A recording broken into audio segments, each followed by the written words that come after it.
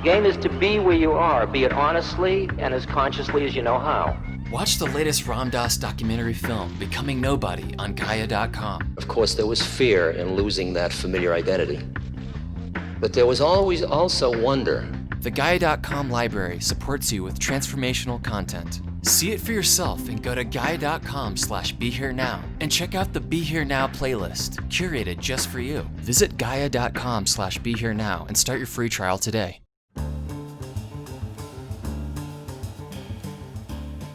Welcome to the ReRooted podcast with Francesca Maximé, trauma-sensitive mindfulness meditation teacher and poet. Together, we'll take a closer look at approaches to transforming trauma with insights from psychology, neuroscience, spirituality, social justice, and the creative arts. Join Francesca and her guests for an exploration of our shared connection and how we can cultivate greater compassion for ourselves and for others. If you'd like to support Francesca and the ReRooted podcast, please visit BeHereNowNetwork.com/Francesca. Hi, everyone. I'm Francesca Maximé. Thank you so much for joining us for this edition of the ReRooted podcast here on Ram Dass's Be Here Now Network, where we really try to sort of reroot back into our own wholeness, our own collective wisdom, sort of all the things that are already there that we sometimes forget about, like Mother Earth. And you can see I have this beautiful tree behind me that was painted by my friend Claudia Cotruzza French, and it's just to sort of indicate that we're root, we're sort of the stalk, we're the branches, the fruit, and what seeds are we planting going forward, and also what seeds have we sort of inherited. And along those lines, to do a deeper dive into that, today's guest I'm thrilled to have, as I'm sitting on Nipmuc territory here in Massachusetts, Dr. Richard Schwartz, Dick Schwartz, the creator of the internal family systems model, and have interviewed Dick in the past, but really love how the internal family systems model is evolving to include cultural and collective trauma and legacy burdens. So welcome, Dick. Thank you so much for joining me today here on ReRooted. Thank you, Francesca. Always great to talk to you. Yeah, it's beautiful. So I guess for without getting into a whole explanation of internal family systems work, I'll just maybe summarize to say that you have a model that emphasizes what you call self-energy with a capital S, which is sort of your highest embodied, connected, wide presencing, even spiritual perhaps self. That is the wisdom body, the grander cosmic, sort of body. This is my language, not your language, but it's your essential self, your deepest self, the one who knows, the one who is responsive appropriately and discerning and not reactive, the one who cares, and that who is compassionate to all the parts of us that can get activated, the places in us that are maybe a little wounded and need a little tenderness, which include complex developmental, family of origin, trauma issues that could be about abuse or neglect or those kinds of things. It could be about fears we've developed throughout our lives through situational, kind of issues that have to do with an accident or a thing like we're experiencing now, this sort of collective trauma around the pandemic, or any number of things, but that these parts are always sort of they're getting a little bit activated and then maybe taking over the wheels and then driving the bus. And we're just like, oh my God, I went off on this direction and I yelled at my wife or my husband or my boss or my kid or my whatever it is, or I shut down and I ran away or whatever it is. And your model is so beautiful because it kind of leans in to say, oh, let me understand the whole person of this part, how it came into be, what it's trying to do, why it's showing up. And let me do that from the place of my self energy and my centeredness so that I'm in relationship with and to all these parts, and that I develop the calm, the compassion, the care, and that as I do that work inside, then perhaps I can show up with more understanding. They can be unburdened, as you say, or healed in some way. And then I can move into the larger parts of the world and expand my view of how I can bring into that self energy while holding the compassion of my triggered, sometimes parts that are healing, and then bring in that more of that healing to the larger world and community that I'm in. Is that kind of sort of? That's very impressive. That's right on. Yeah. The only thing I might add is just that these parts are little sacred beings, basically, for me. And other systems call them less personal things like schemas and complexes and so on. But I'm a kind of crusader for their personhood, and also that there aren't any bad ones. That the parts of us that have been demonized in our culture carry burdens along the lines of what you're talking about in terms of extreme beliefs and emotions that came from traumas, but the burdens aren't the part. And that's a big mistake that many, many systems have made, to assume the burden is the part. Yeah. So the rage isn't a bundle of rage. It's a part that tried to protect you and stood up to your abuser, and as a result took on the abuser's energy to protect you from the abuser, and now carries all this rage. So, but that's not the nature of the part at all. So just very much along the lines of what you're saying. And nice description of self. Self can be an internal and an external leader. And I'm also very much into the parallels in terms of, along the lines of what you were saying, how you relate to these parts will play out in terms of how you relate to people who resemble those parts. So if you can have compassion for your rage, then when somebody is raging, your protectors aren't going to take over. You're going to see the pain that's driving that person and have compassion for them, so on and so on. Or Yeah. if you can be with your, what I call exiles, these vulnerable, hurting parts that feel worthless, if you can be with them in a loving way, then when somebody is in their exiles, you can be that way with them too. So along the lines of the theme of this, that's the bigger picture. Yeah, I think you just hit the nail on the head with that. Thank you, because what I've been bumping into and trying to do some of the work that is addressing collective structural trauma, in particular around issues of dominance, whether it's racism. You say the four cultural burdens: racism, patriarchy, materialism, and individualism, and I'll let you unpack those. But that these are all models of, in the Buddhist language or the mindfulness language, we would call greed or craving or never enough, meaning I can never be on top of the heap of any of these things. I'm striving, that the root of my dis-ease, if you will, is coming from a place of trying to be something that's achieving, which in your words are all there because they're beautiful little sacred beings that are trying to protect us and make sure that, we're okay. So, in my family of origin, if I'm getting an A and not a C or a B, then maybe I'm safer than if I'm getting, that kind of thing. Whatever it is, that there's this striving piece that can get in the way. So along those lines, if you would, please introduce for folks the way in which the IFS model takes those cultural collective burdens. Yeah, thanks. Yeah, so the idea is that we have all these parts, and before they're burdened, they're wonderful. Then they become burdens, and some of the burdening comes from direct experience of traumas. So we call those personal burdens. And all of those experiences go right to the heart of these parts and drive the way they operate thereafter, like a virus, pardon the expression these days. Yeah. And then we also take in, often unconsciously, what are called legacy burdens. And these come into us either through our direct lineage and maybe our beliefs and emotions that have come down the generations from some event that happened, some kind of a famine or some kind of a war, event that happened in your family lineage decades or centuries ago, and just travel on down, and you take in some of that.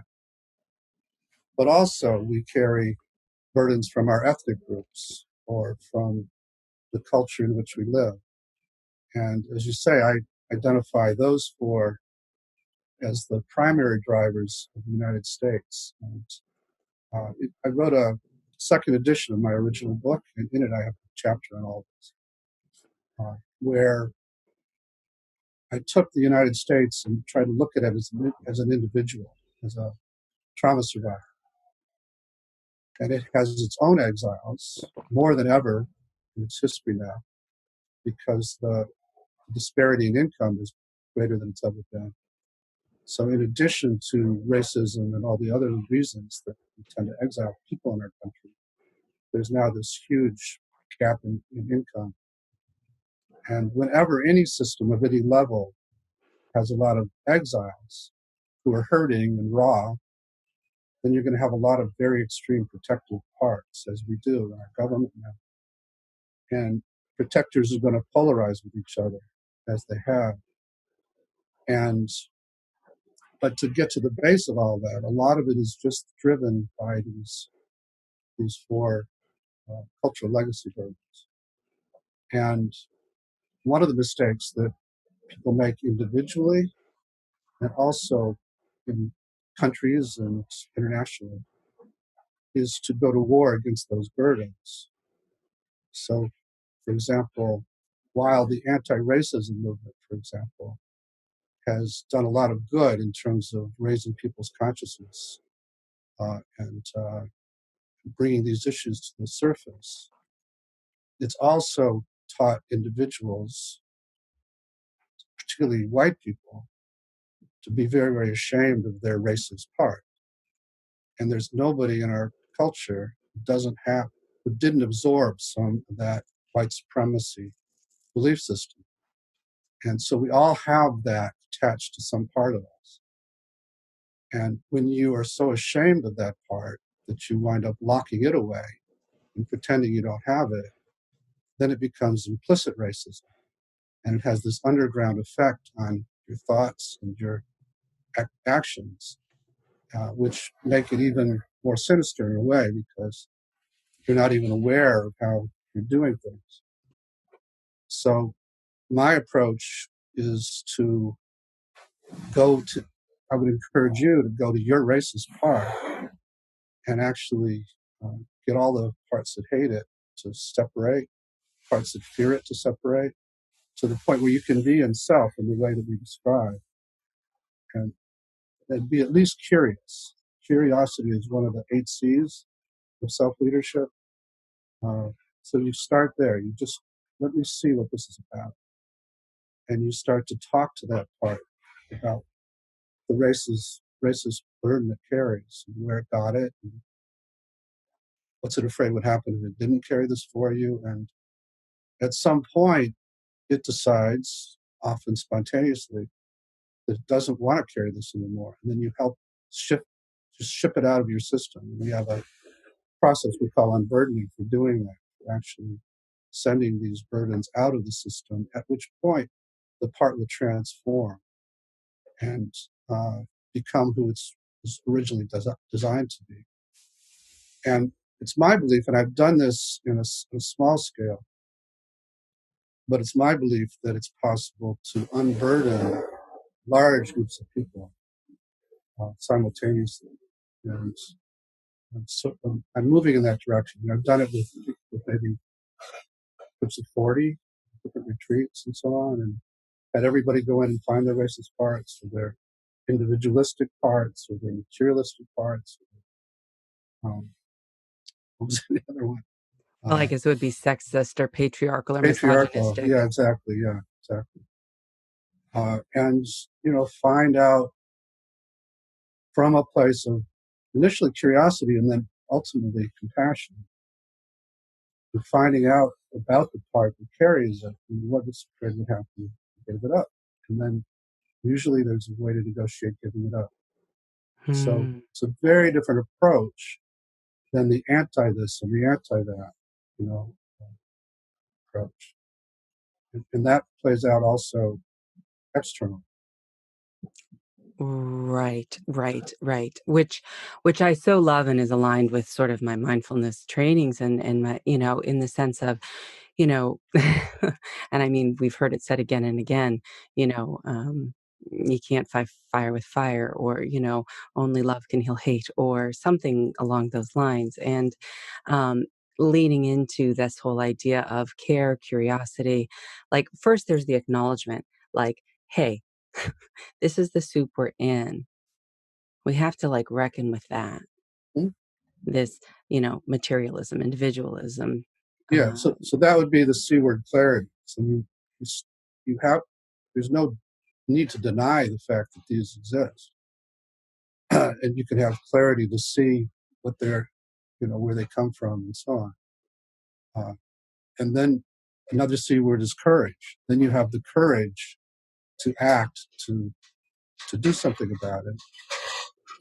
But you do it from those C words too. So that even when you're confronting somebody, which isn't one of those C words, you're doing it from compassion rather than from the parts of you that hate that burden. Right. And what I love what you're saying, which again aligns with, what I think a lot of our viewers and listeners might resonate with, is in mindfulness, and I'm sure you know this too, is that when we are sitting in meditation, for example, the goal is, they say, oh, you just watch your thoughts pass by like you're in a cloud. And so in theory, you're coming from this self-energy place of the one who's the noticing, the knower, the knowing, the witnessing body, right? And that you're sort of seeing them come through.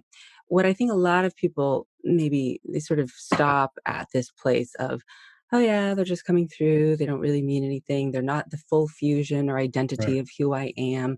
I'm separate enough from them. I can create some healthy distance so I don't feel overwhelmed and consumed. But that next piece of then leaning in and not getting caught in the discursive thinking of the story, but being curious about their origin story is the part that I feel your model so supports, in a way of, as they say in mindfulness language, notice if you're pulling toward and craving more of it, which also is a safety thing, pushing away. I can't have any of it. I don't want it. It's too much. Or I'm going to be delusional or zone out about it, which kind of speaks to the clarity that you're talking about, or lack thereof. And then find out, that's why that was there, to protect me here, or to keep me safe here, or to whatever. And now I can lean in this way, using your model to sort of have that distance, but have it more, meaning that it's a part of me, but that it's not fused. Yeah, it's not blended is our term. You're Right. not blended with that part. Yeah, so that's very similar to the beginning of IFS process. So, and I'm glad to hear that about mindfulness, because my stereotype of a lot of mindfulness is, notice these ephemeral thoughts and emotions as they pass by, but don't bother with them because they're just these ephemeral thoughts and emotions. That's a misunderstanding of the teaching that's been perpetuated, unfortunately. Well, it's pretty widespread misunderstanding. And Yes. for me, it's not compassionate to watch suffering beings parade by. Just say, hi, okay, keep going. Right. The compassionate thing is to do what you were describing, which is first to separate from the parts of you that have an attitude about them or want to take you away from them, and get into self, get into curiosity and compassion and clarity and calm, and then go to them. Not just, you said get to know them and hear their story. That's one step. But to actually physically in this world that we enter when we do this, get close to them, hold them, love them, bring them home, and learn about parts they're protecting. Get permission to go to those parts. And then there's a whole process of healing those parts, which is a 4 or 5 step process, during which you can unburden, you release these burdens out of your system, and they transform into the naturally valuable little inner beings, sacred beings that they are born to be.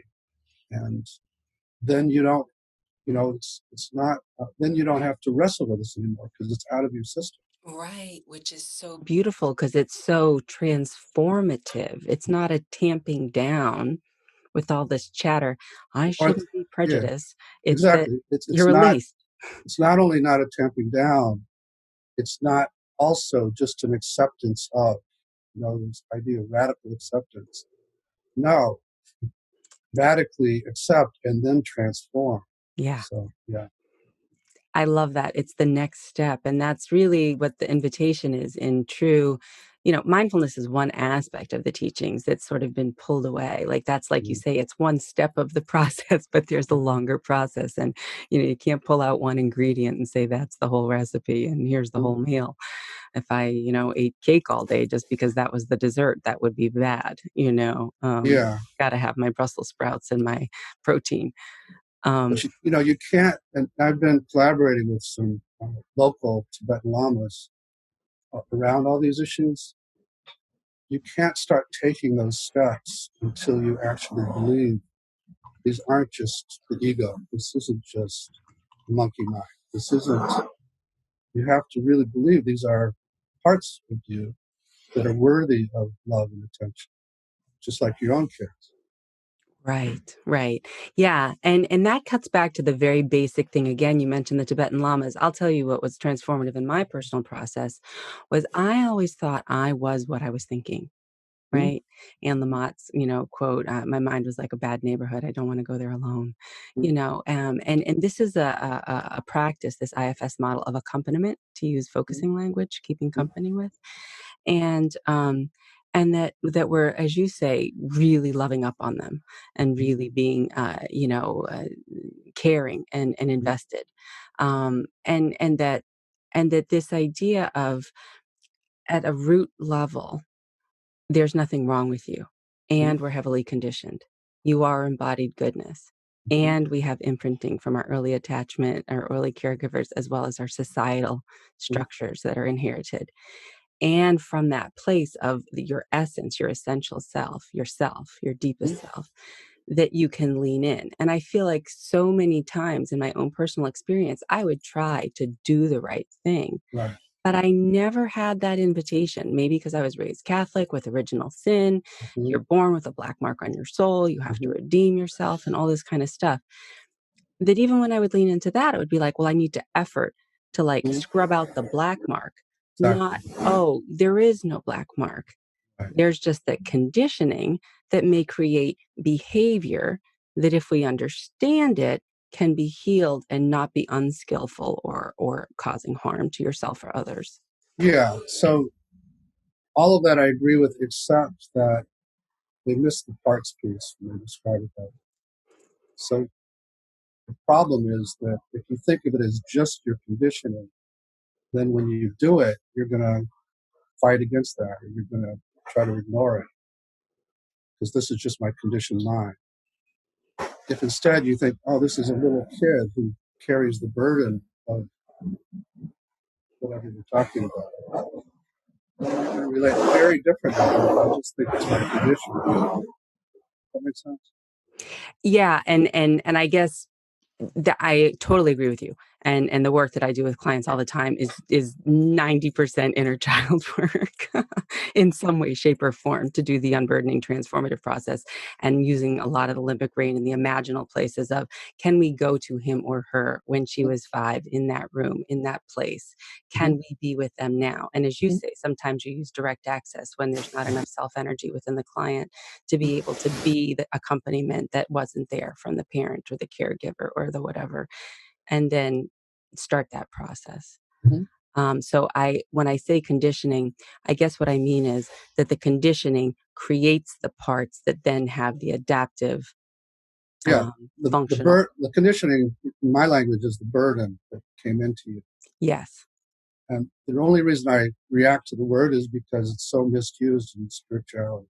Conditioning. Yeah, I totally get that, and I don't. We're talking about the same thing in the deepest way, and I get what you mean by that. So maybe we can use an example, like you said, individualism materialism, Mhm. racism, and patriarchy. And I think that the racism and the patriarchy people can kind of notice. Mhm. The individualism and materialism, I think, might be a little bit more challenging for folks to wrap their head around how that shows up. Could you unpack those a little? Yeah, I think partly why they're harder to unpack is because we're so imbued with them, we hardly notice that they're burdens. We think of them as the and one way about that is what I think about in terms of the sense that you can't make it, you're a failure. Uh, you should be able to use willpower to be able to make it in this country. And that permeates every level of our capitalist country. It's sort of the ground that capitalism is built on. And that makes everybody constantly feel like they're not good enough. If only I had more willpower, I'd be able to control this addiction I have, or I'd be able to, I can't do that. There's something wrong. And so uh, that creates a part that's constantly pushing us, and like an inner critic who's constantly writing us, do it harder, try harder. And then the economic system is all this creative, this individualistic system creates this constant sense, especially in the United States, of fear that we're not going to survive. Just walk down the street and see all the homeless people. You're just one step away from it. So you're constantly striving and never having enough. I saw a study where they told people who had $26 million. I'm sorry, you cut out a little bit there. I saw a study where they told people who had $26 million or more about whether they thought that was enough. People say, no, that's not enough. 26 million was not enough. Not enough, yeah. Mm. I'm just saying at every level of our culture, we have this not enough feeling because there's no safety net. There's no sense that if the rug was pulled out from under me, I'd be okay. Because you won't be okay. And so that drives some striving, the parts that the Buddhists call what? Striving and craving parts. That would be materialism too. That there's this constant sense of emptiness and a need to fill that bucket with a hole in it. It comes both from the insecurity, but also from the sense, from the willpower idea that you're not good enough. And if you add to that the burdens of racism and patriarchy, then your exiles carry a lot of feelings of not enough, being worthless. And all of that then drives these parts to prove them wrong by achieving or having all these trophy houses to prove that, no, indeed, you are valuable. And so it's very, very hard for us in this culture to be happy with what we have. And to, that's one of the big lessons, I think, I hope, coming out of this crisis, because many people are forced to step out of those striving, craving parts and listen to other parts of them and that have been exiled by those, and actually see that maybe I don't need as much as I thought. Maybe I don't need as much as I thought. Is that right? Yeah, maybe I don't need as much as I thought. Maybe I enjoy having some leisure. Maybe I enjoy doing other things than worrying about the next customer I have to take care of. But to do that, there's a lot of unburdening needs to happen, because while we carry these burdens and we carry all this nervousness and all this fear and all this sense of hurt, it's very, very hard for these protectors to relax. So Right. it's a combination of new experience, which is what we're having now with the virus, but then also doing a lot of healing. So with many, many clients now, we're getting to parts we couldn't before because their usual firefighter activities aren't available. And now their exiles are in their face. And so that's the actual benefit of this time, if people use it that way. But instead, many people are just suffering because, there's a lot of real suffering happening around people getting sick and dying, and also losing their jobs, worrying for good reason about Right. where money's going to come from. And in contrast to many other countries, we're not helping people much. We give them little $1,200 checks. But there are lots of other countries where they keep this out. And as Maslow pointed out many, many years ago, if your basic survival needs aren't taken care of, it's very hard to be creative. It's very hard. You lose IQ points simply because you're not anywhere near yourself. Right. So The I don't same. know. Yeah. I'm ranting on and on. I know. No, it's good. It's good. No, it's all appropriate. It's all appropriate. So that whole idea of the individualism and it being like, even $26 million isn't enough. And, Mhm. and that's true, right? Like that whole root of like never enough. And also like, that's sort of the way I feel like the self improvement stuff doesn't really work. The affirmation piece of like, well, it's never going to be enough if we're just putting lipstick on a pig, or we're just like, changing the shingles, where like we really have to it's a process of transformation.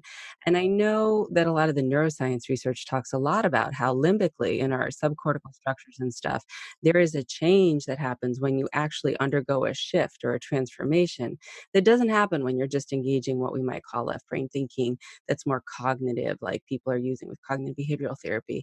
Can you talk about how IFS like has like I keep telling people, like, listen, when you feel the shift and it's like unburdened, then it's not going to be so difficult anymore. So Yeah, leaning in is not easy, yeah, but we can do that together. that's right. You won't have this thing. That's my sales pitch. I'm what I call a hope merchant, Right. and I'm working with these protective parts that don't want to go anywhere near that limbic place. They don't want to, which is where the exiles operate. Well, these exiles are they do affect the limbic system, and if you don't get to them, it's not going to change. And so you have to be very convincing to these protectors that we're not going there to just grovel in it or be overwhelmed. We're going there to actually unload all this stuff that you're so afraid of. We're going to ship out of the system the fear and the terror and the sense of worthlessness and the feeling like I don't belong in the world, the feeling of betrayal, all those things that these young, vulnerable parts of us carry. That can all be sent out of your system, but you've got to give us permission. And we don't do it without permission. You've got to give us permission to open that door. So How do you get the leverage to use to get the permission? just the way I was saying, I'm doing sales. I'm saying, I get that this is a terrifying prospect of actually opening that door, and you've kept it closed for 30 years for good reason, because every time you opened it in the past, you'd be overwhelmed and you couldn't get out of bed, But this is going to be different, I promise. And I'll be there the whole time. And we can do it without the overwhelm. We can do it without, because it's just a little kid that's stuck back in this terrible place. We can get that kid out of there, and we can unload everything that kid carries. And I promise we can do it. And you don't have to do it. You don't have to give us permission. But I guarantee we can if you do.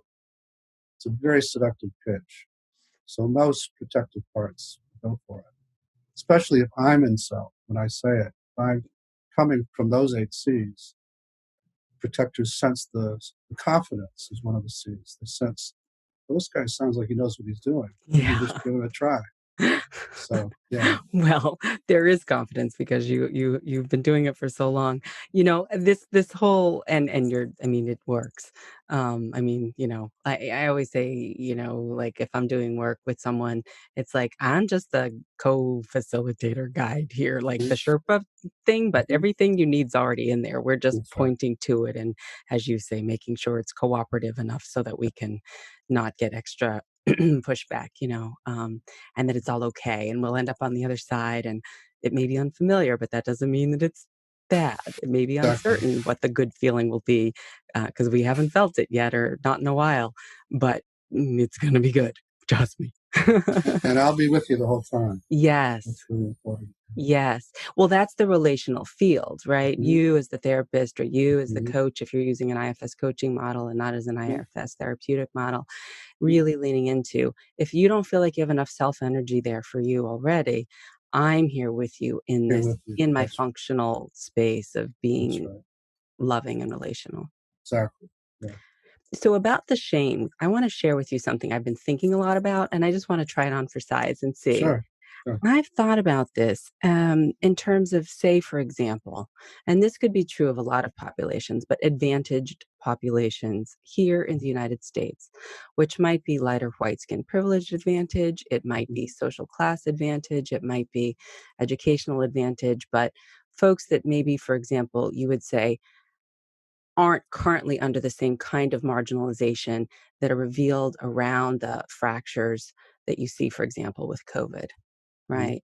Um, Typically not that. That it's sort of about shame as moral injury. And sort of the definition I see is shame. Moral injury refers to an injury to an individual's moral conscience and values resulting from an act of perceived moral transgression, which produces profound emotional guilt and shame. And in some cases, also a sense of betrayal, anger, and profound moral disorientation. And then my theory out of that is that the use of shame, and this would be your parts work in terms of how this manifests for the person, the little kid inside, that the shame potentially, often with lighter white skin privilege or advantage folks, just say for the purposes of this, is used to avoid grief, remorse, attunement, accountability, compassionate action, and justice, and to protect against heartbrokenness.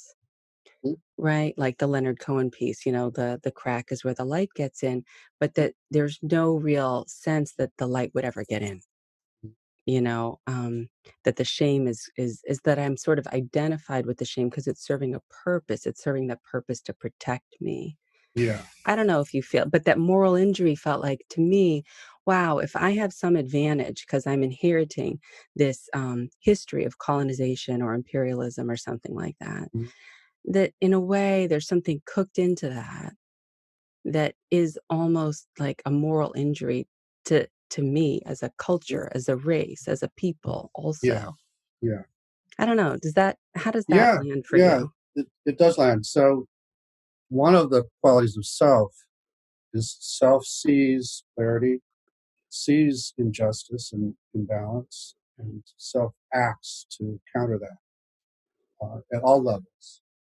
And there are parts that, because of the privilege mentioned, are afraid to act. And even though the self sees that, they can't let you be self led.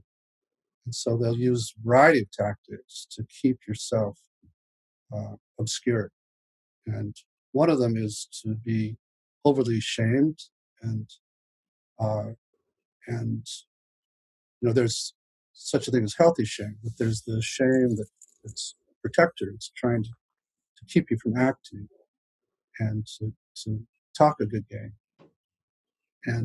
But there are lots of other protectors that make you blind, try to not see the imbalance, or use what we were talking about earlier, the individualism, and within individual is this idea of meritocracy. So the cream rises, that the people who, yes, there's a lot of imbalance, there's a lot of disparity in our country, but it's really because those people aren't motivated. They're not trying hard enough. And us successful people, are responsible for ourselves. We made it, and this is the land of opportunity. So Right. That reminds me of the 80s. I grew up with Reagan, like the whole welfare queens and things exactly, yeah. that's classic, and that's still the immigrants now are the ones who are exploiting our country, and so that's a classic protector move, and it's all parallel within trauma survivors too. You see all those parts. You have a part that is very, very contemptuous of vulnerability, for example, and blames your vulnerability for getting you hurt. And in the thing you saw with Duran, she was having to work with that part because many, many press groups have that too. They have this sense that if I'm ever vulnerable, I'm going to get attacked. Right. And so they never let themselves go those places. So, yeah, these are all different ways. But going back to people with privilege, in order to stay and not act, we have to have all these protectors who are justifying our privilege and keeping ourselves at bay. And so it's very hard to be fully self-led in this culture and be privileged. Yeah. So, Sorry. and that's some of my message is that while materially it feels good and your life is easy in a lot of ways and better, it takes a huge toll on your psyche to live in a culture like this and to be in this position in the culture. And it takes a huge toll on people at the other end as well. It's a different kind of toll. But you have to steel your heart. You have to, you have to be dominated by the parts that got you there. So What you just said is sort of the crux of what I've been trying to work on. And I so appreciate that because I really think that it's like, this is good for all of us. You're not doing something for someone else or for some other oppressed group. That, our liberation is interbound. We are, not from the like early COVID language around like, we're all in the same boat. Well, actually, we may be in boats, but other people are getting thrown off the boat. They don't have any oars. There's no supplies. right. Some of us are in in yachts, and some of us are right. rowboats. Right. Yeah. No, that I'll never forget that now deleted David Geffen post where he was having his yacht there, and he's like, "Hope everyone's staying safe." Right. And I'm like, "Thanks, billionaire music mogul, for resonating with no one right now." I actually wrote a poem about it, but this idea of, broadly speaking, leaning into the personal shame triggering burdened parts as a portal to collective embodied liberation. That to me is the both and that we need to be able to have. Like my personal process, I'll speak from my experience. I needed to start with, there's nothing wrong with me. Oh, I have learned behavior. I have these parts that have inherited burdens from small micro nuclear family stuff, basic cultural stuff, and larger societal and ancestral and whatever stuff. And that from the place of, there is an essential self, there is my deepest self, my self energy there, knowing there's nothing wrong with that. How could there be? It's a collective consciousness. It's the wisdom of all of how we came into being and how we will find our way through all of this. That from that place, I can establish relationship with the parts, and then internally about, oh, I'm too fat. Oh, I don't fit into this. I mean, I used to be a TV news anchor. You have no idea what it was like. I can imagine, yeah. You know what I mean? Like to have to be whatever. I mean, the self-talk and that part of it was like, well, you need to fit in the box to survive and to do your job. But I'm never going to look like that blonde lady on Fox News. It's not who I am. It's not how I was created to be in the world. And my push away of, or trying to make myself be that is no different from the craving you talked about with the $26 million not being enough for someone. Totally the same. It's just how it manifested in me locally. That's right. That's right. But once I started to unpack that work, then I started to look at the structural stuff that you're talking about. Even though I'm multi-ethnic, I grew up pretty much with lighter white skin privilege in a pretty ignorant place. Like I really hadn't done the bigger work around those bigger issues because I was too caught in my own pain. So I love that this IFS, that the IFS model, and that this aspect of it with these cultural burdens, the patriarchy, the, materialism, individualism, and racism, that you're inviting people to do the both and there. Right. Yeah. And, I do a lot of work now with social activists, for example, and they're often coming from parts themselves. And when that's the case, they're just going to replicate. So how do you act without relying on these parts that are so motivated by the pain they carry, the over or the sense of injustice from a righteous place? And how can you act from self as an activist while keeping those parts nearby, but in an unburdened state, so they can help you see the injustice and keep you on the path? But also, when you relate your message or do your social action, do it from this place. And if you can, it'll be much, much more effective. So, yeah, that place of love and connection to self. yeah, Way that, like, knowing that we're being held by our self energy. yeah, and also that when you can be in self, it's like you have X-ray vision. You see past the protectors of your enemy, and you see the exiles that are driving those protectors. And so you can do it knowing that they're suffering, and you're still going to stop them. Like when I look at Trump, I see all these protectors that we've been talking about, but you also see this hurt little boy in there, so desperate for attention and accolades and power. And that's not going to stop me from trying to get rid of him. I don't mean I know. get him out of office, but it does make the action come from a different place. And the big deal for me is, this is a bit of a metaphysical kind of position, but it's my belief that self isn't just in us, that there's a field of self, that planet has a self, and that there's a field of self in the planet or around the planet.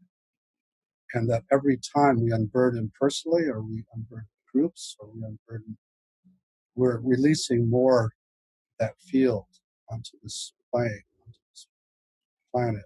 And that once we get to a critical mass of self, then things can change very fast, because that's what happens to individuals. We're working with a client, it seems like a total hopeless mess inside.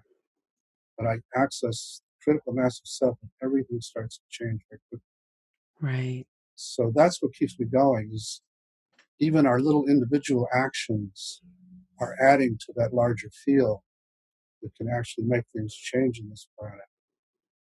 And that there are also planetary burdens. And it's funny, you see, it's like a Trump shows up here, but he's also showing up in 6 different countries. Yeah, Hungary, yeah, whatever. Yeah, Hungary, exactly. And it's like they've got the same playbook. It's like the same part is taken over in a different person. Right.